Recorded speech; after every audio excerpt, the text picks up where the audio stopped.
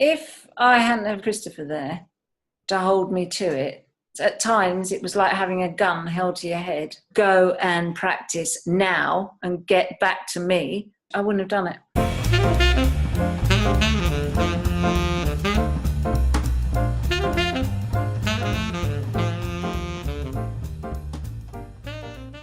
Martha, tell us about how you became a Buteyko practitioner and your journey to improve your own health. I had had chronic fatigue syndrome for 18 years.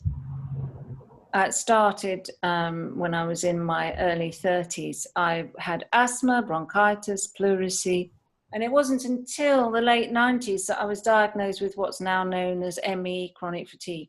And as I got older, it was getting worse and worse. I still carried on teaching science, but I was in school one day, collapsed the second day, in school the next day, collapsed the day after. The symptoms were getting worse and worse, and the pain level was going through the ceiling. I was desperate. I was practically on my knees praying, just sort of sending messages out, come on. Something's got to work. I got Christopher Drake. Over a period of 10 years, I'd say he must have seen 10 to 15,000 patients and worked with them. And that's how he got his training. And he worked under Alexander Stalmatsky. Oh. I knew what I was going to have to do. I was going to have to do breath holding. I'd read about Buteyko method and rejected it already because of the asthma. I thought, I'm not going to do that. It's horrible. I said to him, you know, I hear you can help people with chronic fatigue. And he says, yes. I was quite blunt. I said, how do you know? I mean, no one can help chronic fatigue. What? He says, because I've helped about 2,000 people out of chronic fatigue. And I said, what? How?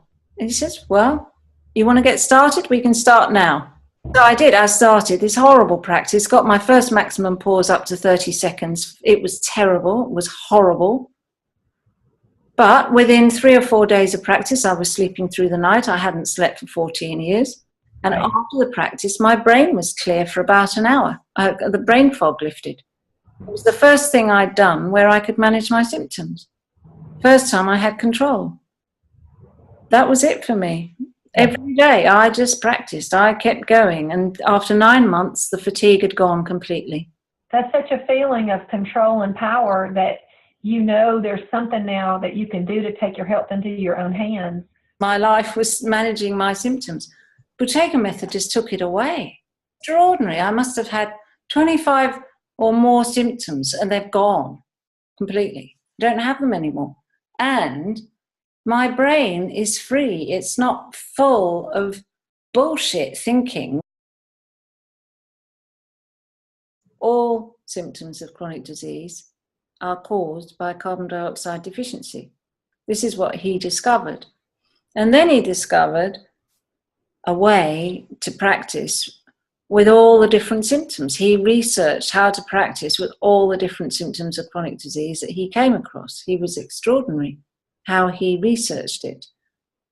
Detailed reports on the progress of different patients with the different conditions and demonstrated it, did medical trials. And the reason why people get different symptoms is because people have different genetic predisposition to defend themselves from carbon dioxide deficiency. All these symptoms are defensive mechanisms. Asthma is constriction of the bronchus in order to stop the body losing CO2. And Buteyko considered asthmatics to be the strongest people genetically. And I would agree. From what I've seen, the people who can really do this practice and are really okay with breathlessness, they're asthmatics. They can manage it. They're used to it. And they're used to that sensation of suffocation because they get it anyway. They can't, and if they find something that they can get out of suffocation, that's, what can I say? They've got they've found the treasure that they've been looking for. My friends started looking at me and saying, what are you doing? Because you're changing enormously. You're a completely different person. I want to do this. I kept collecting students for Christopher. They kept signing up and training with him. Having an opportunity to work under a practitioner like Christopher was a blessing to me, because it meant that it would help me to keep my own practice together. I started giving public talks, and Christopher would work on Skype. Hundreds of people in those first few years came to workshops. We ran workshops and we helped them enormously out of what was a black hole. Right. And it was very interesting, fascinating. And I had the backup of a very experienced practitioner. It was a privilege to work with Christopher, and we gave very interesting workshops together, and people were very grateful and still are, still in touch with them. It was hard work, and we could see that this traveling around to teach Buteyko method was not going to scrape the surface of the problem. We just had to go online.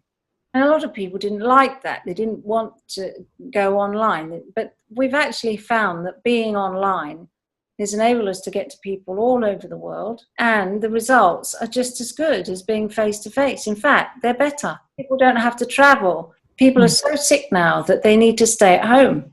Right. Traveling is taxing on breathing. They're much more relaxed. I did my training that way, and that's the reason, actually, one of the reasons when I was looking to see who I would get to train me, that's one of the reasons that I picked your group, because I just couldn't physically go away to train. I was so busy. It was wonderful. After each workshop, I was so relaxed. The problem is enormous. The average control pause is 17 seconds. People are coming in with control pauses of 4, 6, 8, 10. 15 is quite good these days. To find someone with a control pause of 20 is quite rare, and 25 even rarer, and 30, I think I've probably maybe met half a dozen people with a control pause of 30. And Buteyko predicted that once it reaches 15, then the level of aggression would be quite uncomfortable in society. That was his prediction. And this is why he was very keen that everybody should learn it, particularly young children and mothers who are planning to have a baby, or mothers who are pregnant as well. They can practice, not to the full extent, but they can practice. But better to do it before you get pregnant. And that would save the society. That was his recommendation. And he actually went to the government professionals, the politicians, institutions, and recommended that this was implemented in all kindergartens and all mothers should learn it to save the society, because he predicted that what was going to happen as the level of stimulation goes up, the level of poisoning goes up, that the level of breathing would increase alongside. And this is what we see. You know, you've got kids that are on an iPad with headphones. They're probably watching an iPad, trying to do their revision and listen to music at the same time.